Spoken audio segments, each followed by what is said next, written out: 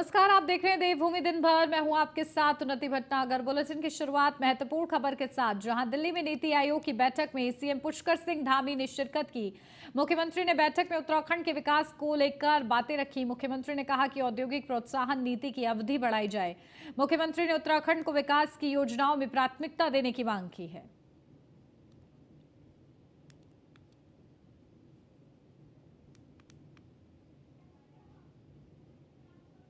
यात्री पर्यटक जो हमारे यहाँ साल भर आते हैं, वो उत्तराखंड की जो कुल जनसंख्या है उस जनसंख्या से 5-6 गुना ज़्यादा है। तो निश्चित रूप से उनके लिए तमाम प्रकार की जो व्यवस्थाएं हैं वहाँ पर सभी जो ज़रूरी व्यवस्थाएं होती हैं वो हमको सुनिश्चित करनी पड़ती है। इसलिए हमने नीति आयोग के समक्ष ये बात भी रखी कि इतने सारे लोगों के लिए जो हमें प्रबंध करना पड़ता है, तो कहीं ना कहीं जब वित्तीय संसाधनों का आवंटन होता है तो हमारा ध्यान जो है उस पर रखा जाना चाहिए कि जिस प्रकार से हम ये करते हैं। और साथ ही साथ जो राज्य में हमारे यहाँ पर 25 मेगावाट से कम लघु एवं सूक्ष्म जल विद्युत परियोजनाओं का जो उत्पादन है उसकी क्षमता 3500 मेगावाट है, और अभी हम केवल 200 मेगावाट ही जो है दोहन कर पा रहे हैं। तो मैंने ये भी अनुरोध किया कि जो 25 मेगावाट से कम क्षमता के जो प्रोजेक्ट हैं उनको आवंटन का और उनके क्रियान्वयन का जो है अधिकार राज्य को ही दे दिया जाए, जिससे कि लगभग 3000 मेगावाट अधिक जो हमारी क्षमता है 3000 मेगावाट, उसका भी जो है हम ठीक प्रकार से उपयोग में ला पाएँ, जो राष्ट्र को सशक्त राष्ट्र के लिए और ऊर्जा उत्पादन के लक्ष्यों में देश को भी हम सहयोग कर पाएंगे। इसी प्रकार से नदी जोड़ो योजना के अंतर्गत ग्लेशियर जो हमारे फेड नदियों को रेन फेड नदियों से जोड़ने के लिए भी मैंने अनुरोध किया है कि जो साल भर हमारी नदियां चलती हैं उन नदियों में जहां पानी कम हो रहा है उनको जोड़ने के लिए हम योजना बना रहे हैं, और भारत सरकार से इसमें भी मैंने सहयोग के लिए उनसे कहा है कि भारत की मान सम्मान से जुड़ा हुआ विषय है। भारत का संविधान, भारत की सबसे सर्वोच्च संस्था हमारी भारत की संसद है। तो इनका वही है कि कोई भी अच्छा काम आदरणीय मोदी जी के नेतृत्व में होता है तो केवल विरोध के लिए विरोध करते हैं। पूरे देश की जनता आज इसका स्वागत कर रही है। आने वाले समय में निश्चित रूप से इनके इस प्रकार के रवैये को जो देश की जनता देख रही है, आने वाले चुनाव में इनका विरोध करेगी और इनको जो सीटें अभी मिली हैं उनसे भी कम सीटें मिलेंगी। मोदी सरकार के कार्यकाल के 9 साल पूरे होने के मौके पर कांग्रेस ने देश भर में प्रेस कॉन्फ्रेंस का आयोजन किया है। इस कड़ी में उत्तराखंड पहुंची कांग्रेस की राष्ट्रीय प्रवक्ता और पूर्व सांसद अमी याग्निक ने प्रधानमंत्री नरेंद्र मोदी पर जमकर हमला बोला है। उन्होंने मोदी सरकार के 9 साल के कार्यकाल पर प्रश्न चिन्ह लगाया है और संपत्तियों को कॉरपोरेट घरानों को बेचने की बात कही है। अमी याग्निक ने कहा है कि सरकार 9 साल पूरे होने का जश्न मनाए, लेकिन कांग्रेस के सवालों का भी जवाब दे। उन्होंने कहा है कि पिछले 9 सालों में करोड़ों युवाओं को रोजगार छीनने में मोदी सरकार विश्व गुरु बन गई है। ऐसा क्यों किया गया है? ऐसा क्या हो गया है कि देश में महंगाई और बेरोजगारी आसमान छू रही है? ऐसा क्यों है कि पिछले 9 सालों में किसानों की आय दोगुनी नहीं हुई? हमारे देश में जो है बनाई जो व्यवस्था थी उसका जो भंग हुआ है और उसका नज़रअंदाज हुआ है, और जो भ्रष्टाचार बढ़ गया है, और किसानों के साथ उनका जो वादा किया था एमएसपी का, और उनके साथ जो बैठ के समझौता करने के बाद जो उसका कमेटी का गठन होने के बाद जो आगे बात ले जानी थी वो नहीं हुआ है। और राष्ट्रीय सुरक्षा की बात, जो बॉर्डर पे चीन का जो हमारे वहाँ बॉर्डर पे जो आक्रमण हुआ है, जमीन पे वो आ गए हैं, उसके लिए सवाल पूछा है। देश में हरिद्वार में हरिकेतानंद महाराज के जन्म दिवस पर पूर्व मुख्यमंत्री हरीश रावत और भगत सिंह कोश्यारी का आमना सामना हो गया। मामला तब दिलचस्प हो गया जब पूर्व मुख्यमंत्री हरीश रावत संतों के सम्मान में सबको माला पहनाकर आशीर्वाद दे रहे थे। तभी उनके सामने महाराष्ट्र के पूर्व राज्यपाल रहे भगत सिंह कोश्यारी आ गए। दोनों मुस्कुराकर मिले। दोनों के हाथों में फूल की माला थी। करीब 15 सेकंड तक दोनों के बीच में एक दूसरे के गले में पहले माला डालने को लेकर मीठी नोकझोंक दिखाई दी, और इसी दौरान पूर्व मुख्यमंत्री हरीश रावत ने भगत सिंह कोश्यारी के गले में पहले माला डाल दी तो तुरंत बाद ही भगत सिंह कोश्यारी ने भी पूर्व मुख्यमंत्री हरीश रावत के गले में माला डाली।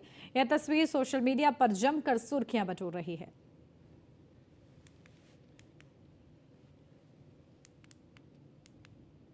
अल्मोड़ा जिले की सोमेश्वर विधानसभा में कैबिनेट मंत्री सोमेश्वर विधायक रेखा आर्या ने विधानसभा कार्य समिति की बैठक ली। बैठक का शुभारंभ दीप प्रज्वलन व वंदे मातरम के साथ किया गया। बैठक में मंत्री रेखा आर्या ने पार्टी पदाधिकारियों और कार्यकर्ताओं के साथ महाजनसंपर्क अभियान 2023 को लेकर चर्चा की। साथ ही कार्यक्रम के तहत लोकसभा, विधानसभा और मंडल स्तर पर होने वाले अनेकों कार्यक्रमों की तैयारी के संबंध में कार्यकर्ताओं के साथ विस्तार पूर्वक विचार विमर्श किया। विधानसभा सोमेश्वर के कार्य समिति संगठन के माध्यम से आहूत की गई है और इस कार्य समिति में मुझे सरकार की उपलब्धियों को कार्यकर्ताओं के मध्य में और छोटा सा कार्यकर्ता हमारा जो बूथ का अध्यक्ष है, जो छोटा भी और सबसे बड़ा भी है, वो जो इस बैठक में आमंत्रित रहे, जनप्रतिनिधि आमंत्रित रहे, संगठन जो जिले में है अथवा प्रदेश में है अथवा मंडलों में है, वो सब आमंत्रित रहे। तो सभी के साथ में मिलते हुए सरकार की योजनाओं को उन तक पहुंचाना, यह संदेश जो है बहुत दिया गया है। विधानसभा सोमेश्वर के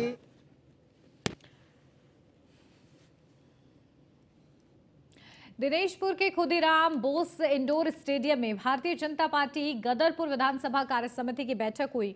इस बैठक में बीजेपी जिला अध्यक्ष गुंजन सुखीजा और क्षेत्रीय विधायक अरविंद पांडे ने हिस्सा लिया।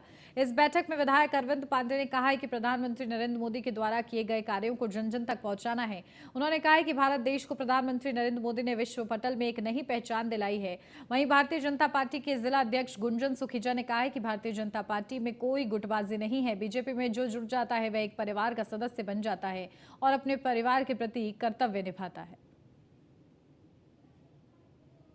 अधिकारियों का आज सम्मेलन है और मैं अपने मंडल अध्यक्ष, तीनों मंडल अध्यक्षों का मैं धन्यवाद देता हूं कि 100% उपस्थिति है, मेरी जानकारी में है और सब एक होकर 2024 में देश का प्रधानमंत्री मोदी जी को तीसरी बार बनाकर हम हिंदुस्तान को विश्व गुरु बनाना चाहते हैं।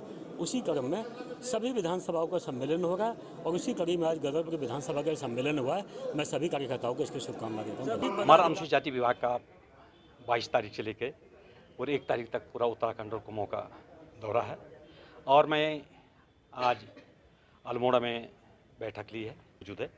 और आज मेन इस बैठक का जो उचित ये है कि संगठन में जो भी कमी है उसको मौजूद करने के लिए, दूर करने के लिए हम यहाँ पर पहुँचे हैं।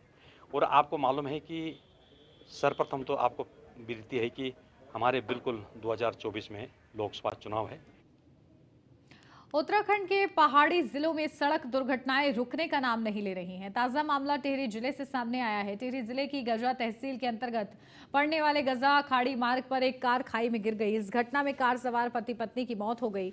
मौके पर मौजूद लोगों ने आनन फानन में पुलिस को घटना की जानकारी दी, जिसके बाद मौके पर पहुंची पुलिस ने स्थानीय लोगों की मदद से शवों को खाई से रेस्क्यू किया। मृतकों की पहचान प्रीतम सिंह और भरोसी देवी रूप में हुई है। दोनों गजा टिहरी के रहने वाले थे।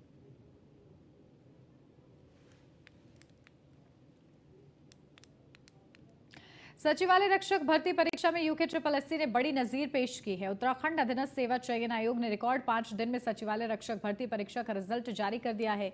उत्तराखंड अधीनस्थ सेवा चयन आयोग के चेयरमैन GS मर्तोलिया ने इस बारे में न्यूज़ 1 इंडिया से खास बातचीत की। आपको सुनवाते हैं। परीक्षा लीक के बाद विवादों में रहे और करीब 1.5 साल से बिना किसी एग्जाम को कंडक्ट कराए सिस्टम को रन करा रहे UKSSC ने एक नई मिसाल भी पेश की है। परीक्षा आयोजित कराने के 6 दिन के भीतर ही रिजल्ट भी जारी हो गया है। हमारे साथ आयोग के चेयरमैन मार्तोलिया सर हैं। सर, 6 दिन के भीतर रिजल्ट दे दिया UKSSC ने, इसे एक उपलब्धि के भी तौर में देख रहे हैं और अब आगे के लिए आपको क्या लगता है और क्या बेहतर होना चाहिए? देखिए, रिजल्ट जब एग्ज़ाम हो गया तो हमारी कोशिश होनी चाहिए कि जिस दिन एग्ज़ाम खत्म हो उसके 2-3 घंटे के अंदर हम उसके आंसर की साइट पर डाल दें, ताकि लोग अपने जो उन्होंने वहाँ किया है, जो इस तरह से उन्हें एग्ज़ाम दिया, उसका परिणाम देख लें। जिसको चैलेंज करना है अगले 4 दिन में वो चैलेंज करते हैं। हम जनरली 4 दिन का टाइम देते हैं, 4 से 7, और हमारी कोशिश है कि 4 दिन में दे दें। जिसको देना होगा वो 4 दिन में देगा, जिसको नहीं देना वो 7 दिन में भी नहीं देगा। अगर किसी को वाकई किसी क्वेश्चन पर आपत्ति है तो 4 दिन के अंदर कर दें। 5-6 दिन में हम एक्सपर्ट बुला करके अपनी सारी चीज़ें क्लियर करके, हमारी कोशिश होगी कि एग्ज़ाम होने के 7 से 10 दिन के बीच में रिजल्ट हम फाइनल करके बाहर निकाल दें। देखिए, कोई चीज़ अब बहुत चीज़ अपने पास पेंडिंग रखोगे तो उससे भी परेशानियां बढ़ती हैं, उससे भी चीज़ें संदिग्ध होती हैं। देखिए, अब ईमानदारी बहुत अच्छी बात है, लेकिन ईमानदारी दिखनी भी चाहिए। किसी चीज़ को मैं 4 महीने तक रखा रहूँ बिना किसी कारण के, वो नहीं होना चाहिए। तो मेरी कोशिश ये है कि जैसे एग्ज़ाम हो उसके हफ्ते 10 दिन के अंदर, मतलब हम जैसे अगला एग्जाम हमारा शायद 10 दिन लग जाए क्योंकि बड़े भीड़ उसमें संख्या ज़्यादा होगी, 10 दिन के अंदर अंदर हम रिजल्ट निकाल के बाहर पड़ेंगे। सर अब आगे की क्या आप लोगों की तैयारी है? अब ऐसे भी एग्जाम होने हैं जिसमें उत्तरकाशी जैसा सेंसिटिव जिला आएगा जो बीते दिनों किन्हीं कारणों से बहुत सुर्खियों में रहा। हर युवा ऐसा नहीं है, परंतु वो जिला और एक क्षेत्र विशेष ज्यादा सुर्खियों में रहा। देखिए, क्षेत्र विशेष पे मैंने पूरा एनालिसिस कर लिया है। क्षेत्र विशेष का जो रिजल्ट जो लड़के निकले कुछ एग्ज़ाम में, वो हमने पूरा एनालिसिस कर दिया है। उसमें ऐसा कोई सस्पिशियस नहीं लगा हमें। हाँ, कुछ क्षेत्र में जहाँ नकल माफिया रहे या लड़के जहाँ के लोगों ने ज़्यादा नकल की। अब हमारे जो अगले 2 एग्ज़ाम है बहुत महत्वपूर्ण है, इन सब जिलों में एग्ज़ाम होंगे हमारे, और इसके लिए मैं खुद भी जा रहा हूँ मैं उत्तरकाशी, क्योंकि वो बहुत संवेदनशील डिस्ट्रिक्ट है हमारे हिसाब से। हमारा इवन चंपावत बहुत संवेदनशील है इस पुराने रिजल्ट को देखते हुए। इवन उधम सिंह नगर है, इवन पिथौरागढ़ है, इन सब जिलों में हम भ्रमण करने जा रहे हैं। लोकल डीएम एसएसपी और वहाँ के अधिकारियों से हम बिल्कुल बात करेंगे और एक संवेदनशील होकर के पूरी शुचिता के साथ, पूरी ईमानदारी के साथ बेहतर एग्ज़ाम करने के लिए जो बेस्ट प्रैक्टिसेस हैं उसको करने के लिए मैं उन अधिकारियों के साथ बात करूंगा। और पिछले एग्ज़ाम में जो कुछ कमियां हुई, कहीं पे दिक्कत आई, उसके बारे में बात करूंगा। और पूरी कोशिश होगी हमारी कि पूरी ईमानदारी से पेपर हो, पूरी कहीं कोई दिक्कत ना हो, कोई नकल करने की कोशिश ना हो। और लोकल प्रशासन का हम बहुत आभारी हैं, पिछले एग्ज़ाम में बहुत मदद की उन लोगों ने, आगे भी उनका ऐसा सहयोग मिला ये मैं उम्मीद करता हूँ। मैं मुख्य सचिव महोदय से मिला था, एडिशनल चीफ सेक्रेटरी होम से मिला था, डीजी साहब से भी मिला था मैं, उन लोगों ने भी बहुत मदद की हमारी, और एक बेहतर एग्ज़ाम, एक अच्छा एग्ज़ाम कराने में हम सफल हुए।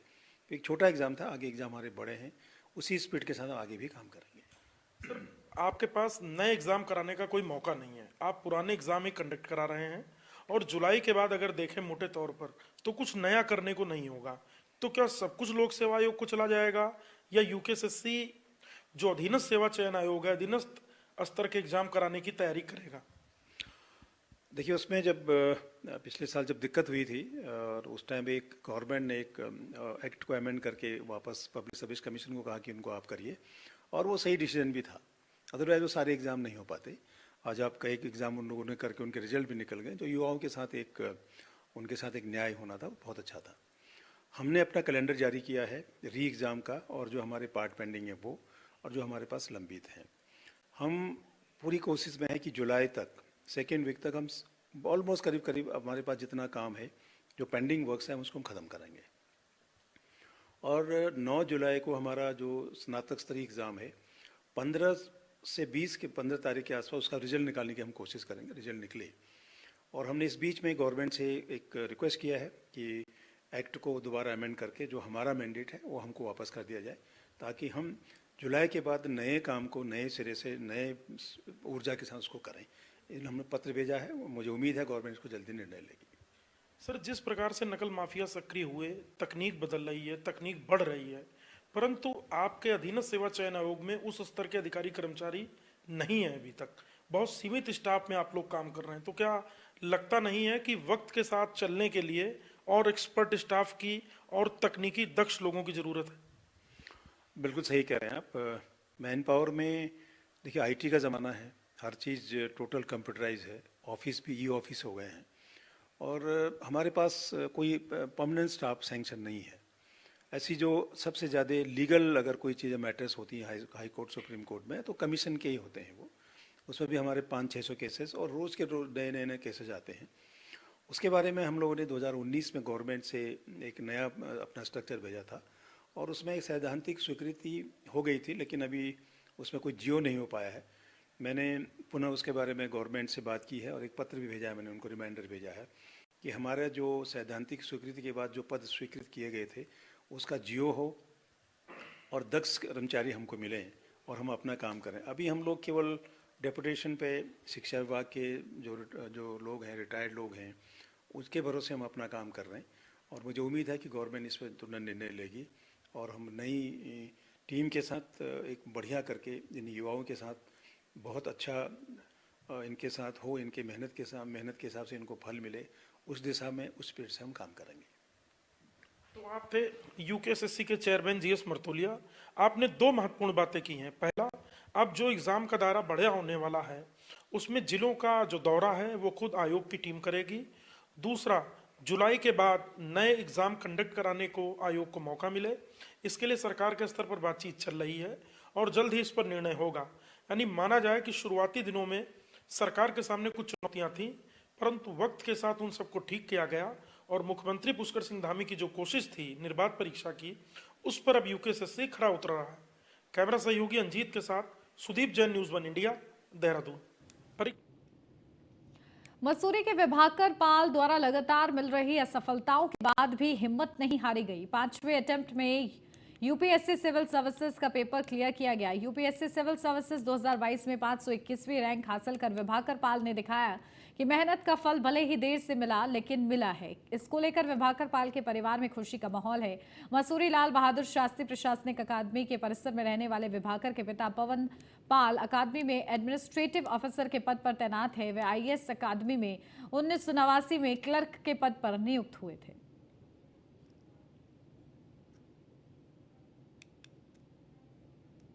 तो एक एस्पिरेशन तो डेवलप हो गई थी ऑफिसर्स को देख के कि हाँ ये चीज़ करनी है, बट ऐसा लगता था कि हमारे और उनके बीच में गैप बहुत ज़्यादा बड़ा होगा कि कैसे उसको क्रॉस करेंगे।